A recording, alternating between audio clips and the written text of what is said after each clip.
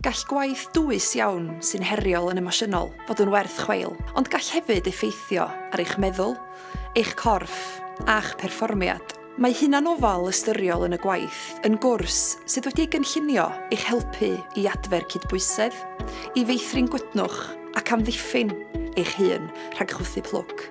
Nid yn unig nawr, ond hefyd yn y tymor hir.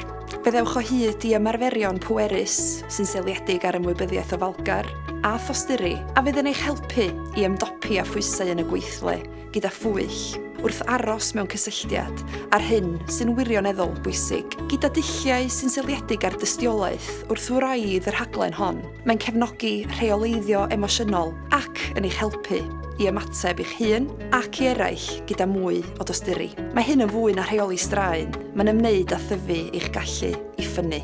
Os ydych chi'n teimlo mai goroesi ydych chi, ond eich bod chi'n awyddus i ffynnu, eich lles chi'ch hun ac lles yr rhaid ych chi'n gweithio ac yn ei cefnogi, ymunwch efo ni ar ein cwrs nesaf, neu mae croeso i chi gysylltu efo ni i weld sut gall y cwrs hunanofal ystyriol eich cefnogi chi neu eich tîm ymhellach.